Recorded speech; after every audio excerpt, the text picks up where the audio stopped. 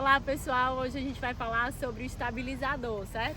Uma das partes do nosso foil. Nosso foil, recapitulando, a gente tem o mastro, a front wing, a fuselagem e o nosso estabilizador, que é a asa traseira do nosso conjunto do nosso avião. O estabilizador, como o próprio nome já está dizendo, ele serve para estabilizar o nosso planeio. Estabilizadores, o que é que diferencia um do outro? É o formato da asa, o diedro, que é essa inclinação, certo? Os tipos, os inglets, né? Se tem curvatura, se não tem, se a curvatura é para cima, se é para baixo. O formato, se ele é mais quadrado, se ele é mais flechado, se ele é mais elíptico. Isso vai influenciar no seu velejo. Você vai ter que casar a sua front wing com o estabilizador, mas eu preciso ter o mesmo formato? Não, você não precisa ter o mesmo formato, você tem que ter compatibilidade de tamanhos, certo? Se um trabalha de uma maneira oposta com o outro, então se essa força está maior lá e você quer estabilizar essa força, então tem que ser uma força que seja compatível com a sua asa dianteira também, certo? Com relação aos inglets ou tips, que são essas curvaturas nas pontinhas dos estabilizadores, eles servem para prender mais o movimento, certo? Do yaw. Se você quiser soltar, o próprio fabricante da Armstrong, ele vem com um pontilhadozinho para você cortar ela, que aí ela deixa mais solta. Então essa asa aqui, ela ficou com o formato mais quadradinho, por quê? Porque foi cortada, certo? Aqui, ó, ela tem um tipzinho maior. Ela tem um inglet maior, consequentemente ela tem menos instabilidade no yaw, ela fica mais presa, certo? Quanto menor o estabilizador, mais solta ela fica também, certo? Você confere mais velocidade para o seu velejo. Quanto maior o estabilizador, mais presa, mais arrasto você tem. Consequentemente, para iniciantes dá uma estabilidade maior, né? Porque ela fica mais presa, certo? Para um velejador que é mais experiente, ele quer uma coisa mais solta, então ele pode estar diminuindo e deixando essas instabilidades que para um iniciante seria uma dificuldade, para ele seria uma manobrabilidade maior. O nosso estabilizador, ele interage com a fuselagem. Então você pode estar pensando algumas situações com o estabilizador com a fuselagem. Por exemplo, você tem uma asa grande, mas seu estabilizadorzinho está pequeno. Então você pode usar uma fuselagem maior, que ela vai dar dar um travamento no yaw e no pitch, então ela dá mais estabilidade, certo? E por outro lado, se você tem um estabilizador muito grande e aí tá travando o seu movimento, você pode diminuir a fuselagem, que você vai ter mais liberdade de movimento, tanto de yaw como de pitch. Front wing e o estabilizador, eles interagem, né? São interligados pela fuselagem, então eles trabalham em conjunto, eles são interligados. Agora, eles têm funções assim que são opostas, tanto que no shape da sua front wing, ela tem uma curvatura para cima, assim, um shape dela é curvo em cima e embaixo ela é um shape mais reto. Aí, ao contrário do nosso estabilizador, o shape do estabilizador é mais reto em cima e mais curvo embaixo. Então, elas trabalham de maneiras opostas, certo? Se a nossa front wing, ela tem uma tendência de emergir maior, o nosso estabilizador, ele pode compensar esse movimento para ser um movimento mais horizontal, certo?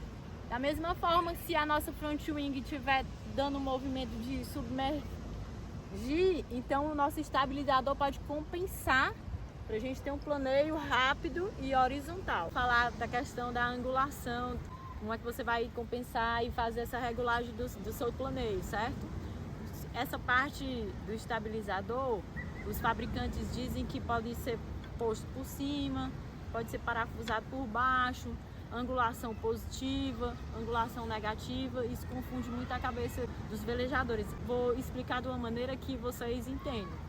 Para ocorrer essa compensação, quando tem muito lift na nossa front wing ou pouco lift, aí a gente tem como mexer na angulação do nosso estabilizador, certo? Vou dar um exemplo para vocês, assim, de mudança da angulação, certo?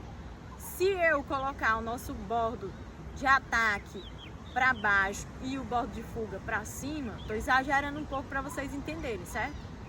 Qual vai ser a hidrodinâmica quando a água bater aqui? Ela vai ter uma tendência de mergulhar esse estabilizador. A parte traseira vai mergulhar e, consequentemente, ela vai dar o que? Lift na nossa front wing. Se eu colocar o bordo de ataque do nosso estabilizador para cima e o bordo de fuga para baixo, como é que vai ser a dinâmica desse movimento, a hidrodinâmica? A água vai bater aqui dentro, né?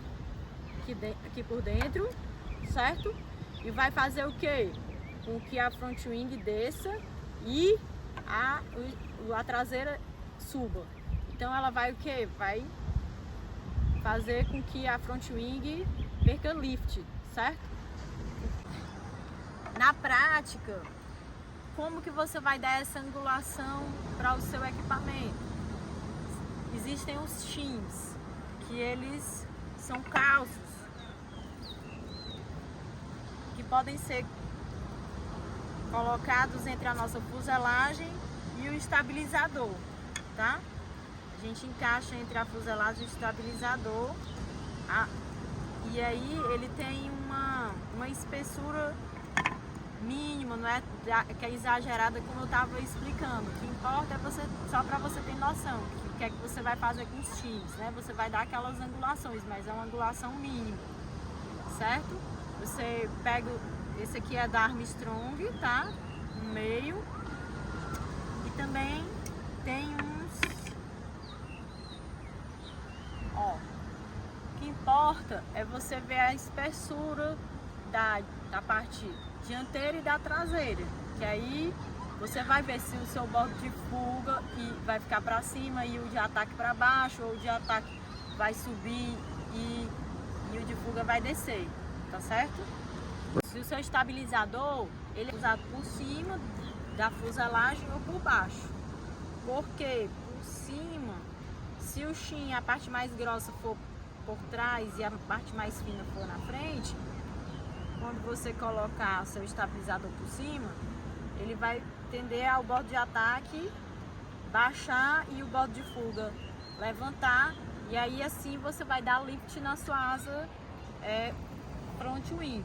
No caso da Armstrong, o estabilizador ele é por baixo da fuselagem, certo? Então é o inverso do que aconteceu com a fuselagem em cima da fuselagem, o estabilizador. Aqui, se o shim for mais grosso atrás, ele vai ter essa angulação do bordo, vai baixar o bordo de fuga e vai levantar o bordo de ataque.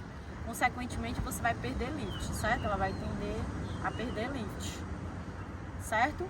Então, se você põe um shim mais grosso na frente, no caso da Armstrong, então ela vai baixar o bordo de ataque e vai tender a dar mais lift na sua asa, ok? Aqui são os shims da Armstrong, certo?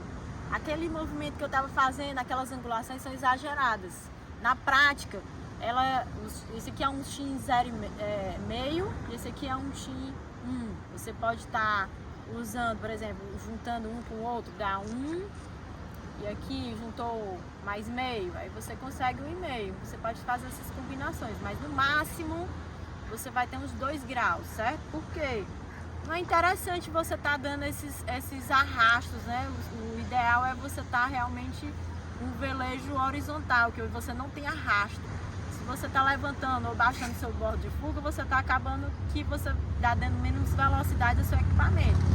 Você pode estar usando isso assim, para você compensar. Você está com um vento fraco e aí eu quero dar mais lift na minha asa para conseguir planar mais rápido, né? Então aí você pode estar conferindo mais lift, né, na sua asa, para você estar poupando os seus pumps e aí você tem um velejo mais confortável, certo? Quando você está com vento forte demais, colocando o bordo de ataque para cima, aí você baixa consequentemente o bordo de ataque da front wing, e assim você tem um velejo mais confortável, ela não vai querer sair da água e aí você vai mais confortável, certo?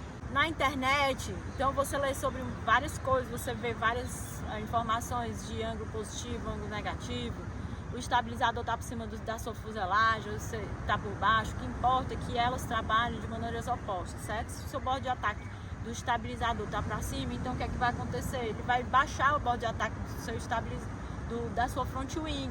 E se o seu bordo de ataque do estabilizador tá para baixo, você vai levantar o bordo de ataque da sua front wing. Só isso que você tem que saber. Então, você pode estar até usando uma arruelazinha, colocando no seu estabilizador, você vai dar ali uns 2 graus. Você só precisa saber o que é que você está fazendo. Aviões, eles têm umas aletas semelhantes na cauda do avião, certo? Se o seu o piloto do avião, ele empurra o manche para descer o bico do avião, o que é que acontece com essas aletas traseiras do avião? Elas levantam para dar um mergulho. Se o piloto puxa o manche para elevar a ponta do avião, então o que é que vai acontecer? Com as aletas traseiras, elas vão baixar, que aí ela vai levantar o bico do avião. Semelhante ao nosso aviãozinho, que é formado pela front wing, a fuselagem e nosso estabilizador. Então, aqui com um aviãozinho de papel, a gente vai fazer um teste, certo? Vamos colocar o estabilizador com o bordo de ataque para baixo e o bordo de fuga para cima, para ver o que é que acontece. O avião subiu, né? Então ele ganhou lift. Agora vamos fazer o inverso. Botar o bordo de ataque do nosso estabilizador para cima e o bordo de fuga para baixo, para ver o que é que acontece com o nosso voo. Ele desceu. Botei demais, ele perde o lift, né? Vou botar um pouquinho mais, só um pouquinho menos, assim, pra não... Desceu. Agora o nosso aviãozinho aqui no neutro. Como que será o planeio dele? Mais horizontal. Ok? Espero ter contribuído com alguma informação para vocês, né? Estamos aí. Então aqui a gente tem um resumo esquemático de 2 situações de regulagem. As 2 situações são ganhar lift ou perder lift. Para você ganhar lift, você baixa o bordo de ataque do estabilizador, que aí o bordo de ataque da sua front wing ela vai levantar, ganhando lift. Então, a situação abaixo, você levanta o bordo de ataque do estabilizador, então, consequentemente, sua front wing vai baixar o bordo de ataque, perdendo lift.